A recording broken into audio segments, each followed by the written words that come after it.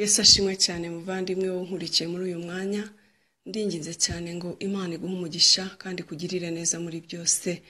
Tugeze rero muri wa mwanya wacu mwiza wo kuganira ku ijambo ry'Imana. Uyu munsi turaganira ku ijambo ry'Imana rivuga ngo bibwire Yesu. Bibwire Yesu, ibikugoye bibwire Yesu, ibyo udasobanukiwe bibwire Yesu, ibikuremereye bibwire Yesu, kuko ni ushobora byose nta kimunanira. Haleluya, haleluya. Tugiye kuganira ku ijambo ry'Imana riri mu gitabo cya Petero wa mbere ibice 5 umurongo waho wa 7.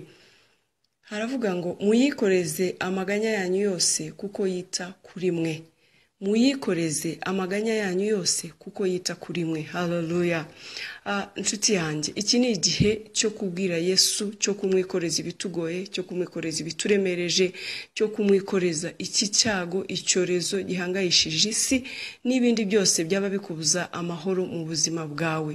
Yesu arabishoboye, ni umwami usumba abami, ni umurengezi wacu, ni umutabazi utabura guseruka mu makuba no mu byago.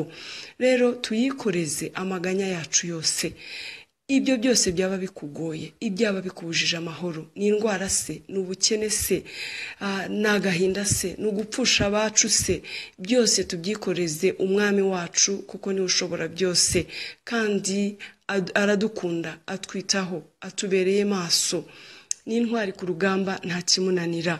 Reka rero bya bindi byose bikugora, bya bindi byose biguhungabanyije, bya bindi byose bituma urara udasinziriye, mu gicuku hagati ukabyuka ugatekereza, ukibaza, ukareba aho byanyura nuko byagenda, ukabirura igisubizo. Reka ubyikoreze Yesu, reka tubimwikoreze byose, tubirundanirize hamwe uko biri nuko bingana, tubimwikoreze kuko ashobora byose nta kimunanira. Haleluya. Ndagukangurira kongera kumwegera no kumubwira byose, nta na kimwe usize, kuko yita ku maganya yawe. Uwiteka aguhe umugisha.